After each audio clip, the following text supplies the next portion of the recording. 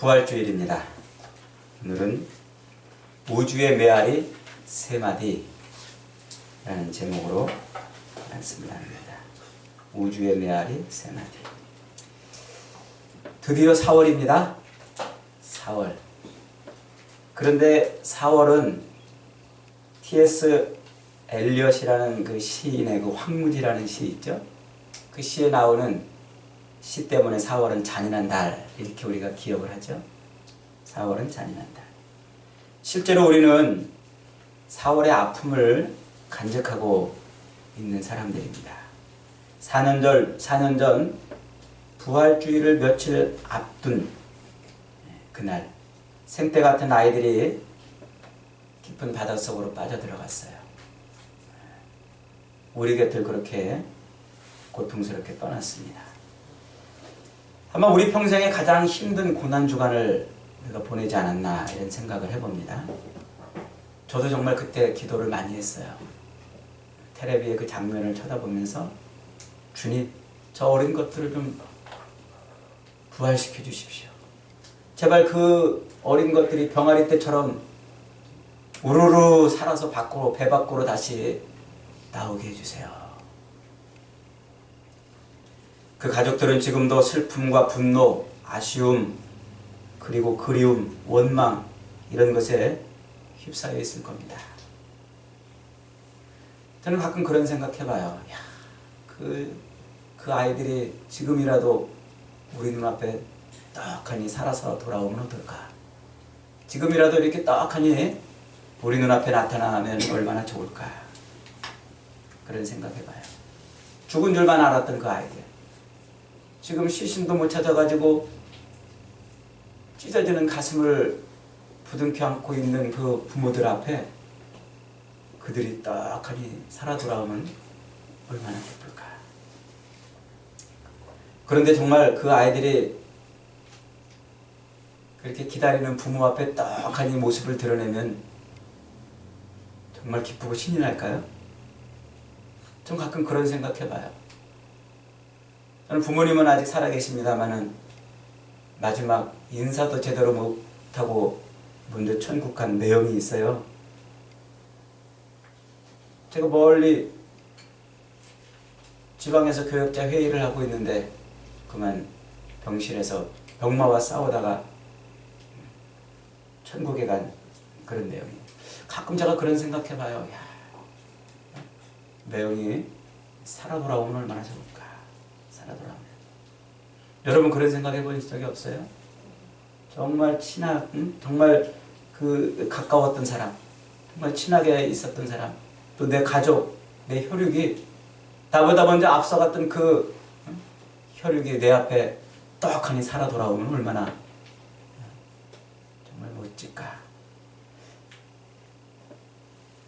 그런데 정말 그렇게 살아 돌아오면 그 사람이 죽은 줄만 알았던 그 사람이 내 앞에 딱 나타나면은 그게 기쁜 일일까요? 아니면 놀라운 일일까요? 그냥 마냥 기뻐만은 할 수 없을 거예요. 아니 당신이 어떻게 여기? 아니 아빠가 여기 어떻게? 여기 웬일이에요? 그러지 않겠어요? 좀 그럴 것 같아요. 놀랄 것 같아요. 죽은 줄만 알았는데 네 앞에 딱 나타나면은 당연히 놀라겠죠. 이게 꿈이냐? 생시냐? 교회에서 지키는 이 부활절은요, 앞으로 실제로 그렇게 모든 세상, 모든 사람들이 깜짝 놀라는 일이 벌어질 것을 예고해주는 예고의 나팔이에요. 죽었던 사람이 내 눈앞에 떡하니 나타나가지고 온 세상 사람들이 다 그렇게 부활의 영광으로 주님 앞에 서는 그 모습. 그래서 세상이 경천동지하는 그런 일들이 벌어질 것이라고 외치고 있는 외침이 바로 교회에서 지키는 부활절이란 말이에요. 그날이 곧 온다는 거죠. 오늘 우리가 읽은 이 본문은 예수님의 제자 중 한 사람이었던 마태가 예수님께서 어이없이 대역 죄인이 되어서 십자가에 처형당한 지 10수년이 지난 다음에 기록한 글이에요. 그때 예수님이 십자가에 달려 죽으시고 부활하신 것을 자세히 목격하고 들었던 그 내용을 한참 지난 다음에 기록을 한 거죠.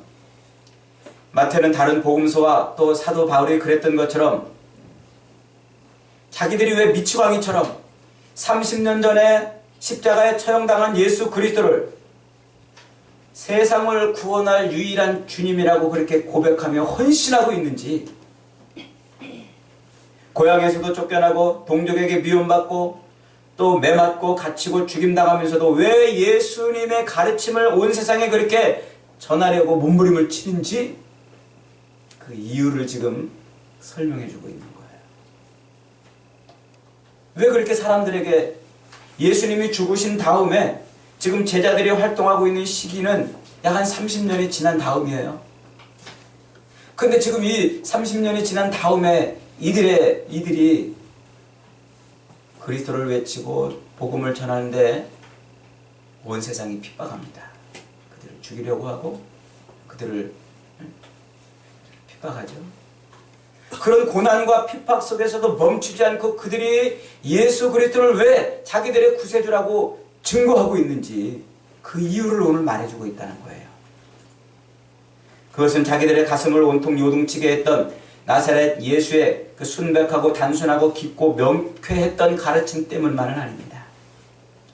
그것은 한때 자기들이 흠뻑 빠졌던 청년 예수의 순결하고 다정하고 열정적이고 정의롭고 매혹적인 인격 때문도 아닙니다. 아무 죄가 없는 예수가 힘도 못 써보고 죄수가 되어 비참한 죽음을 맞아서 억울하기 때문도 아닙니다.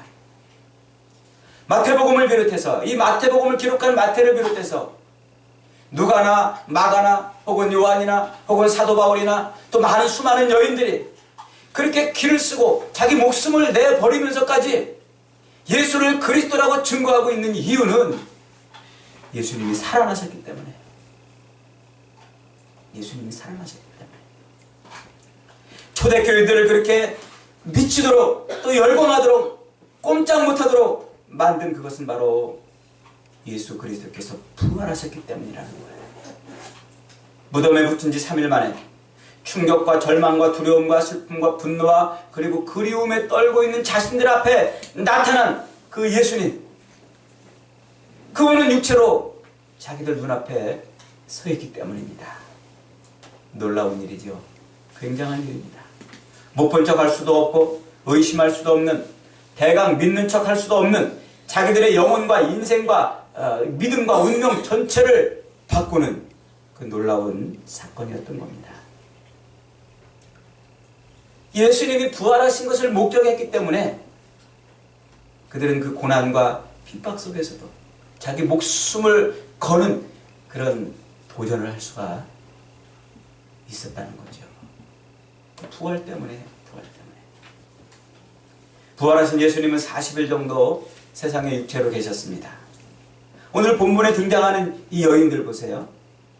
이 여인들에게 처음 부활의 모습을 보이십니다. 그래서 여자들이 부활의 첫 증인이 돼요. 여자들이. 이 여인들이 부활의 첫 증인이 된다는 것은 대단히 중요한 의미가 있는데 오늘 설교에서는 이것을 다룰 수가 없어요. 다음번 기회 되면은 그 이유를 말씀을 드립니다. 어쨌든 그렇게 여인들에게 나타나서 부활의 모습을 보여주시고 주님은 또 제자들에게 나타나셨어요. 그리고 500여 무리들에게 일시에 보이셨고, 그리고 유대의 오순절 명절이 시작되기 열흘 전에 하나님 보좌 우편으로 올라가십니다. 하늘에 오르셨다는 말이죠. 예수님이 하늘에 오르셨다는 것은 저 우주의 어딘가 어느 구석에 가셨다는 말씀이 아니에요. 오셨던 곳으로 되돌아갔다. 통치자의 자리로 되돌아가셨다는 거예요. 그분은 세상을 만드시고 세상을 통치하시던 통치자 아니십니까? 그런데 그분이 육신을 입고 이 땅 가운데 오셨어요. 우리 죄를 구원하시기 위해서. 그 구원 사역을 완성하시고 다시 어디로 가셨어요? 원래 있던 자리, 통치자의 자리로 돌아가신 것입니다. 오늘 본문은 그 놀라운 부활 소식을 전하는, 다시 죽음을 깨치고 일어나서 통치자의 자리로 올라가시는 그 부활의 주님의 소식을 전하는 천사의 외침을 우리에게 들려주고 있어요. 천사의 외침. 빈 무덤 앞에서 여인들에게 외쳤던 그 천사의 외침이 온 우주의 메아리가 되어가지고 예수 그리스도의 부활의 소식을 증거하고 있는 것입니다. 여러분, 메아리라고 들어보셨죠? 메아리? 산울림이라고도 합니다. 영어로는 에코 이렇게 말해요. 옛날에는 사람들이 산이나 저 계곡에 거기서 이렇게 야호하고 소리를 지르면 야호하고 이렇게 돌아오잖아요. 거짓말같이 자기가 말한 것을 받아치는 그 메아리를 들으면서 무슨 생각을 했냐면 거기 저 산속 어딘가에 신이 숨어 있다, 신이 살고 있다 이렇게 생각했어요. 신이. 그래서 메아리라는 말이 메라는 말은 이 산이라는 말에 우리 순수한 옛날 우리 말이에요. 메산자. 그래서 한자로 메산자 이렇게 말하자면 메라는 말은 산이라는 말이에요. 알은 알 하날림, 우리가 하날림 할 때 신을 표현할 때 옛날 우리말로 알이라고 이렇게 말해요. 알. 그래서 메알, 산에 있는 산신이에요. 산신. 그 산신이 우리가 말하면 다시 그 말을 되돌려 준다. 이렇게 이제 표현했다는 거죠. 그리고 영어로는 에코라고 말하잖아요. 에코. 이 에코는 그리스 신화에 나오는 요정의 이름이에요.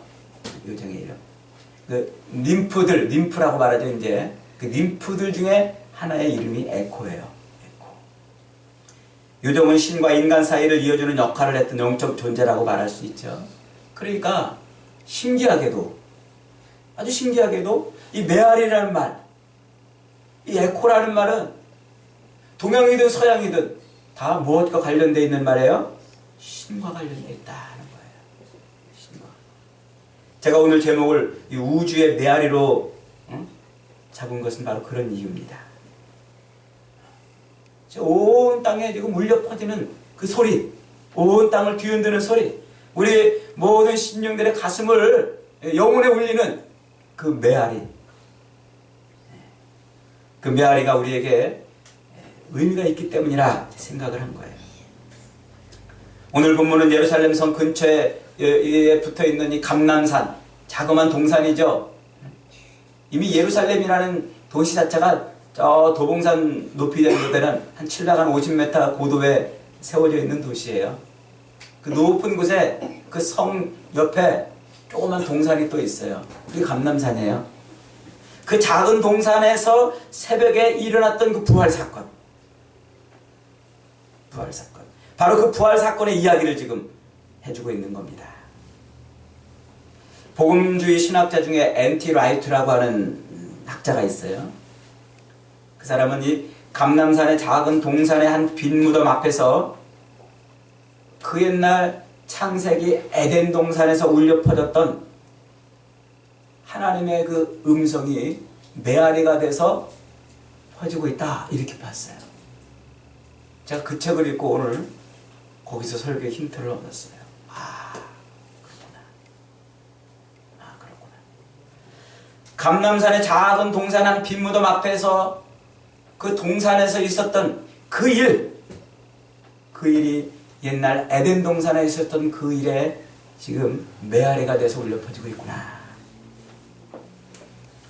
요한복음 12장 15절에 보면은 예수님의 부활을 전혀 예상하지 못했던 오늘 본문에 등장하는 이 막달라 마리아와 다른 마리아는 부활하신 예수님을 보고도 그 예수님을 동산직이라고 착각을 했어요. 그 동산을 관리하는 동산직이라고 착각하죠. 여러분, 인류의 첫 번째 동산직이가 누굽니까? 에덴 동산에서 그 에덴 동산을 관리하라고 하나님이 명령하신 아담 아닙니까? 인류의 조상 첫 번째 아담은 에덴 동산의 동산직이었으나 범죄하여 쫓겨납니다. 그 동산을 관리하는 데 실패합니다.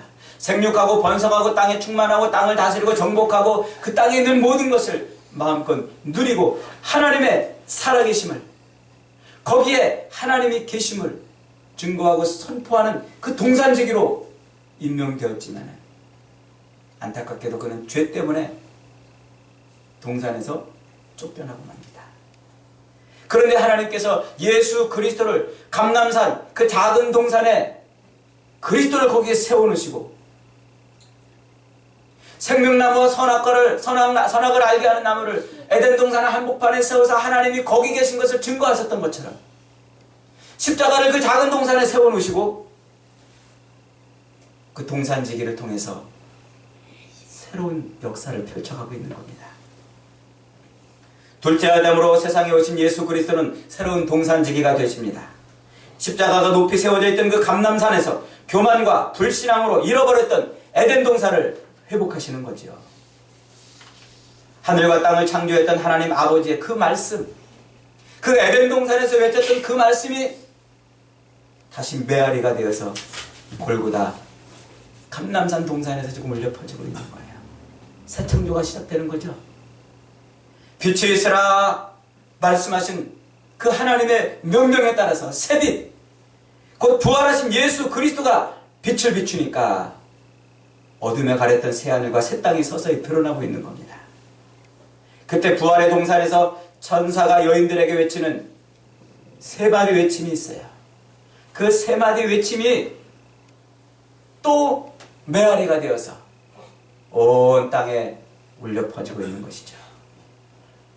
그 세 마디는 이후의 모든 시대, 모든 장소, 모든 사람들의 귀한 마음과 영혼을 울리는 메아리가 되어서 새로운 창조와 구원의 역사를 지금 이뤄가고 있는 거예요. 온 우주의 메아리처럼 울려 퍼지며 구원을 이루는 그 세 마디 말씀이 무엇입니까? 첫째로 두려워하지 말라 하는 거예요. 뭐 하지 말라? 두려워하지 말라. 본문의 여인들은 감시자의 눈을 피해 일요일 새벽에 무덤을 찾았습니다. 그때 이 여인들은 물론 예수를 따르던 모든 자들을 지배했던 감정은 두려움이었어요. 그냥 무서웠어요. 예수님이 십자가에 달려 죽으신 그 자체가 그들에게는 너무나 큰 두려움이었어요. 갑작스러운 예수의 죽음이 그들을 두렵게 한 것이죠. 그래도 처참한 상태로 무덤에 갇혀있을 그 예수님의 시신을 생각하니까 갈기갈기 찢겨져 무덤 속에 들어가 있는 그 예수님의 시신을 생각하니까 너무나 가슴이 아팠습니다.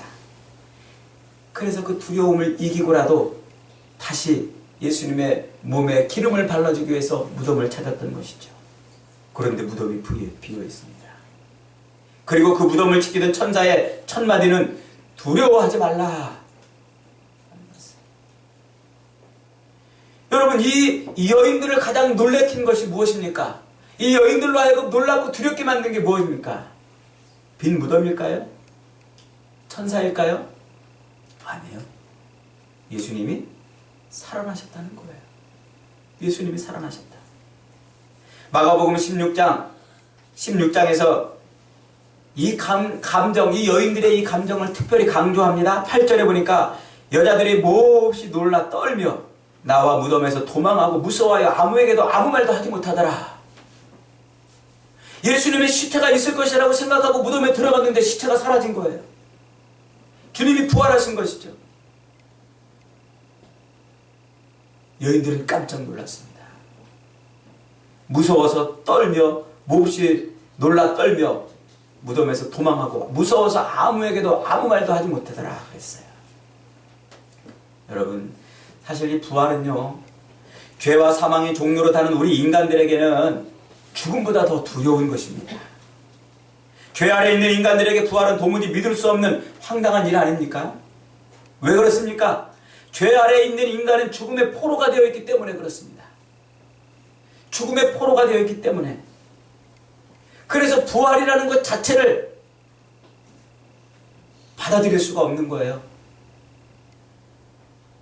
죽음의 포로가 되어 있기 때문에 누가 살아났다, 누가 부활했다는 말 자체를 용납하고 수납할 수가 없어요. 그래서 부활은 두려움으로 다가오는 거예요. 창세기 3장에 첫 창조 때 범죄한 아담은 에덴 동산에서 하나님의 부르심을 듣습니다. 아담아, 아담아, 내가 어디 있느냐? 너 지금 거기서 뭐 하느냐? 하는 거죠.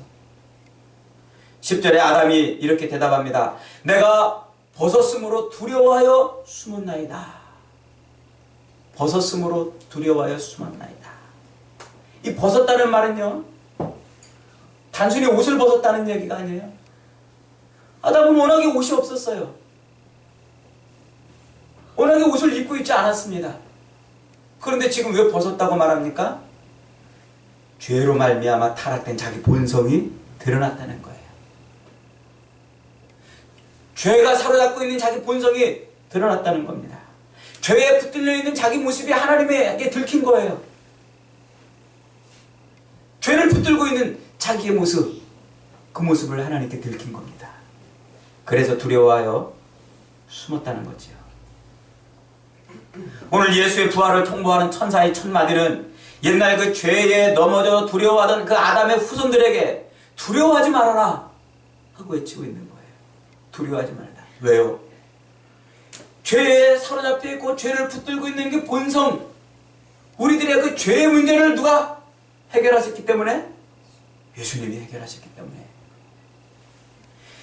에덴 동산에서 아담은 그 죄의 문제를 해결받지 못하여 두렵고 떨고 있었지만은 이제 예수님은 그 죄 문제를 해결해 주었기 때문에 우리는 더 이상 두려워 떨 이유가 없다고 말씀하고 있는 거예요. 두려워하지 말아라.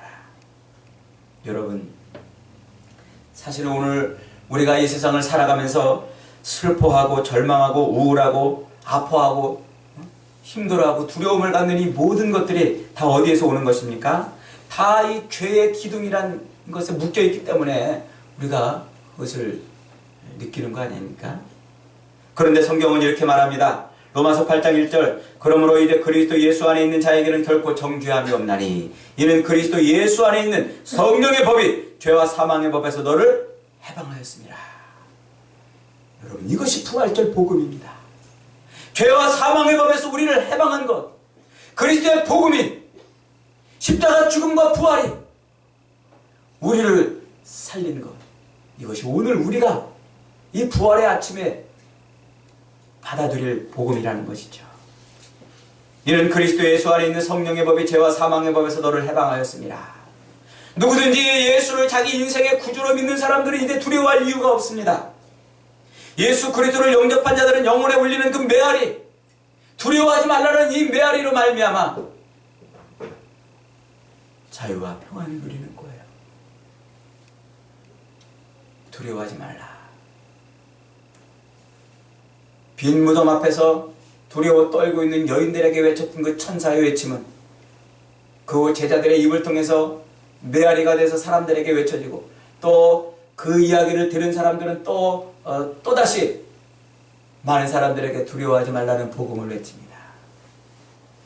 그래서 수많은 시간들, 수많은 공간들, 수많은 사람들의 영혼 속에 이 두려워하지 말라는 말은 계속 메아리가 되어서 오늘 우리의 귀를 두드리고 우리의 영혼을 울리는 거예요. 여러분, 부활의 아침에 주시는 이 두려워하지 말라는 이 말씀이 저와 여러분을 자유롭게 하고 저와 여러분을 기쁘게 하고 저와 여러분을 행복하게 하는 진실한 메아리가 되는 은혜가 있기를 주님의 이름으로 축원합니다. 두 번째 말씀은 와 보라. 와 보라. 예수께서 부활하신 것을 보라는 말씀이지요. 6절 말씀해 보니까 와 보라, 그가 말씀하신 대로 살아나셨느니라. 말씀하신 대로 살아나셨느니라. 천사가 강조하는 게 뭡니까? 예수의 부활은 결코 갑자기 일어난 일이 아니라는 거예요.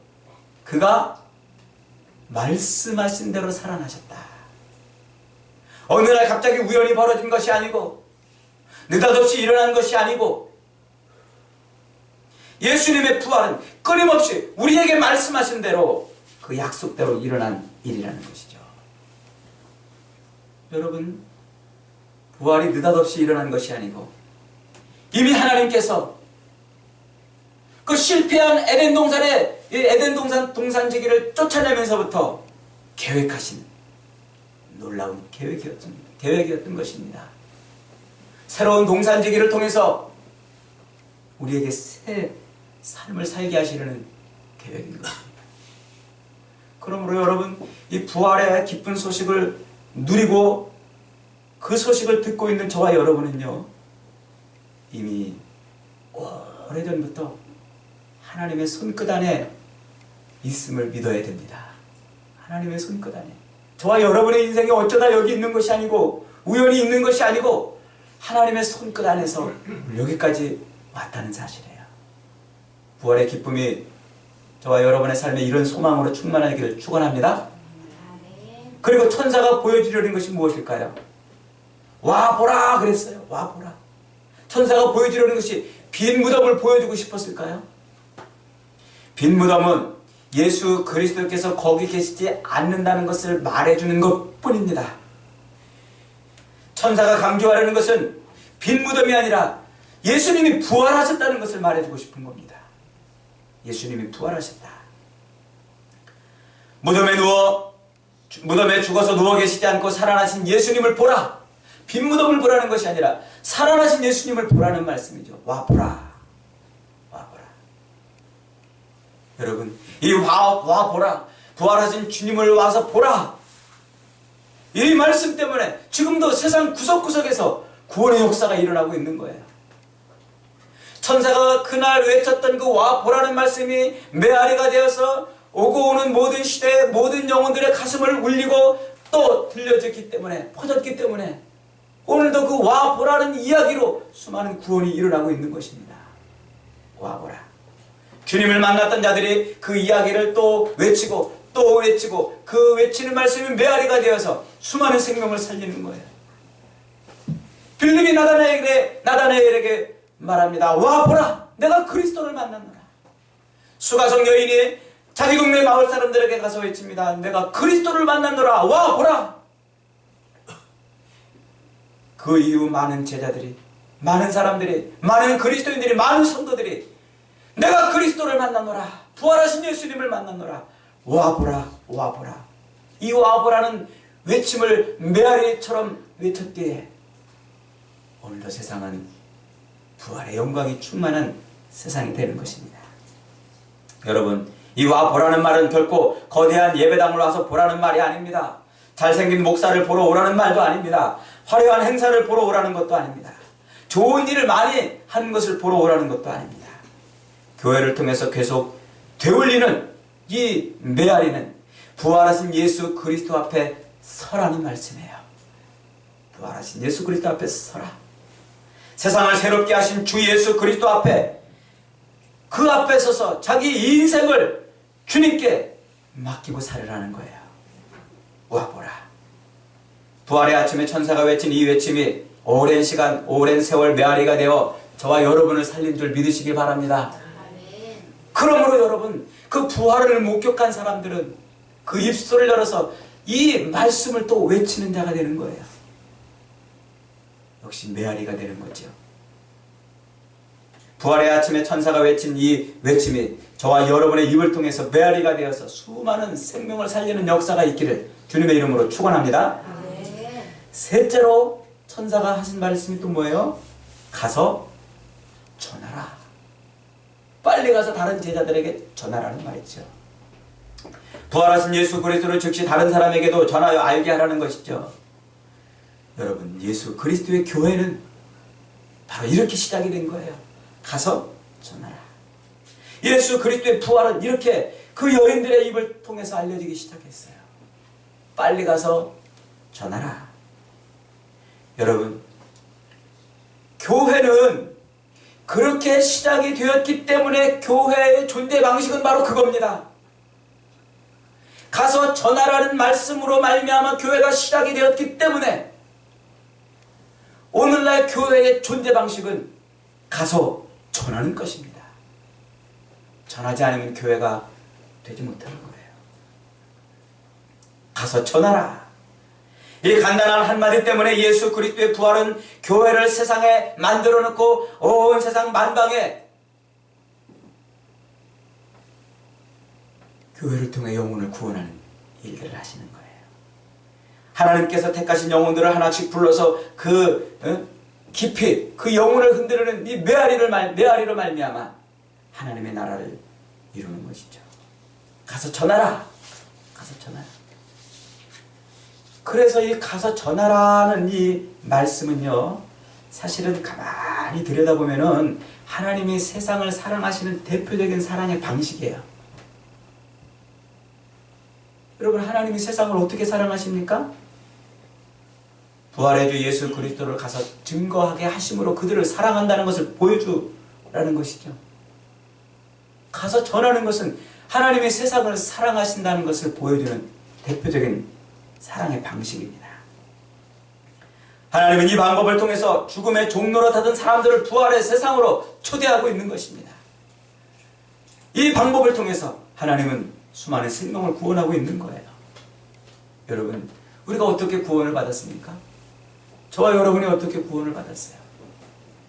누군가 가서 전하라는 말씀을 듣고 그 말씀대로 가서 전한 말씀, 예수님이 부활하셨다, 우리의 죄를 위해 죽으셨다가 부활하셨다는 그 말씀 때문에 저와 여러분이 그 말을 듣고 구원을 얻은 거예요.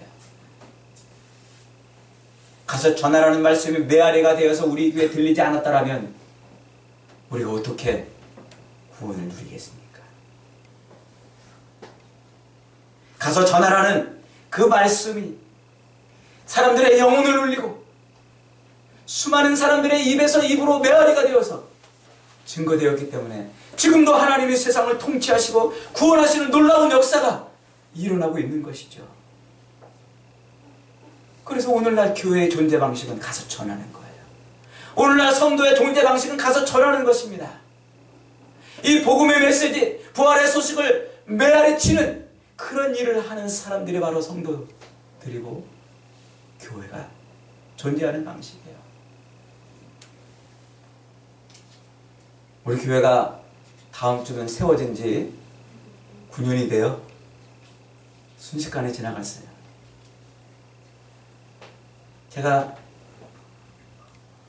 처음에는 막 열정을 가지고 막 전도하러 돌아다녔어요. 막 구두 뒤축이 달 정도로 이 동네를 다 돌아다니면서 막 건물에 몇 가구가 사는지 다 알 정도로 막 복도방마다 돌아다니면서 제발 이 동네 이사 온 사람 좀 가르쳐주세요. 가르쳐주세요. 개인정보니까 안 가르쳐줍니다. 그래도 좀 가르쳐주세요. 그래가지고 이사 온 집들만 주소를 알아가지고 매주 편지도 보내고 그 집에 찾아가서 전도지도 붙이고 막 어느 날 혼자 끙끙거리고 이렇게 애쓰고 막 여름에 그 땀 흘리고 막 그러다가 지쳤어요. 우리 교인들 아무도 안 움직이는 거야. 혼자 그냥 막 끙끙거리다가 지쳤어요. 그러다가 여기까지 왔어요. 근데 제가 얼마 전에 어떤 목사님 두 분을 만났는데 좀 부끄러웠어요. 한 분은 저 동서울 터미널 그쪽에 있는 강변 성산교회라는 교회랍니다. 그 터미널 근처에 있는 교회인데 목사님이 거기다 교회를 개척해놓고 전도를 하러 나가야 되겠는데 창피하더래요. 사람들한테 전도지를 주려고, 또 전도지를 주려고 그러니까 안 받으면 또 그게 또 부담스러워서 못 주고, 그래서 이제 빈집에 가가지고 전도지 붙이려고 그러는데 가서 붙이려고 그러니까 문을 툭 열고 누가 나와가지고 깜짝 놀라서 막 도망가고. 그래서 동네에서는 도무지 이게 전도지를 못 나눠주겠더래요. 그래가지고 할 수 없이 먼 데 가서, 먼 동네 가가지고 전도지를 주자 그래가지고 저 암사동, 명일동, 상일동 그런 동네로, 천호동 그쪽으로 가서 막 전했대요. 그런데 그 교회 교인들의 절반 이상이 거기서 오는 사람들이래요. 참 기가 막히죠? 또 한 목사님은요, 저 오금동이라는 동네인데 그 동네 유명인사래요. 유명인사. 왜 유명인사인가 했더니 조그만 오토바이 하나 타고서는 동네 돌아다니는데 헬멧 쓰고 돌아다니면서 만나는 사람들에게만 다 전도한대요. 요즘에 아파트들이 다 그 자물쇠 채워놔가지고 번호 안 누르면 못 들어가잖아요. 그러니까 그 앞에 서가지고 들어다니는 사람들한테 전도지 계속 나는. 상가는 다 열려있더래요. 보니까 상가 다 가가지고 막 버스 정류장에 서가지고 막 그 동네에서 모르는 사람들이 없대요. 하도 전하니까. 제가 그 얘기를 듣고 좀 반성을 했어요. 이제 우리 교회 임직식도 하잖아요. 우리도 부활합시다. 부활합시다. 우리 교회 존재 목적은 전하는 거예요. 우리가 메아리가 되지 않으면, 우리가 그 부활 소식에 메아리가 되지 않으면 하나님의 구원은 일어날 수 없어요. 하나님의 구원. 사랑하는 여러분, 혹시 여러분의 인생은 메아리가 없는 산은 아닙니까? 민둥산, 아무것도 없어서 아무리 외쳐도 반응이 없는 그런 산은 아닙니까? 메아리가 있는 산이 되십시다. 메아리가 있는 산. 온 우주를 울리는 메아리를 전하는 그런 산이 되어 보십시다. 두려워하지 말아라. 와서 보라. 가서 전하라. 예수 그리스도의 부활로 시작된 이 경이로운 메아리들의 리듬에 맞추고 이 경이로운 메아리에 우리의 몸을 맡겨놓고 함께 춤을 춰봅시다. 이것이 지금 온 우주와 온 세상을 지배하는 가장 큰 리듬인 것입니다. 네 박자 인생이 우리의 인생이 아니라 예수님의 이 부활의 메아리 인생이 우리의 인생이야. 이 세 마디가 우리를 통해서 외쳐져야 됩니다. 사랑하는 여러분, 부활의 빛이 여전히 어둠에 쉽게 굴복하는 우리의 삶의 삶 구석구석을 비추지 않으면 우리는 이 땅에서 아무리 애쓰고 몸부림쳐도 얻을 것이 없습니다. 두려워하지 말아라. 와 보라. 가서 전하라는 선사가 전해준 이 첫 번째 부활의 소식이 메아리가 될 때 수많은 생명들이 거기서 구원을 얻고 수많은 생명들이 기쁨과 행복을 누리는 인생이 되고 온 세상이 거기서 하나님의 영광으로 충만하게 되는 것입니다. 저와 여러분이 하나님의 영광으로 충만하시기를 원하십니까? 여러분의 삶이 하나님의 영광으로 충만하시기를 원하십니까? 이 부활의 소식을 메아리 치게 하는 그런 메아리가 되어서 온 우주를 하나님의 영광으로 충만케 하는 그런 복된 인생들, 하나님이 쓰시는 아름다운 인생들이 다 되시기를 주님의 이름으로 축원합니다.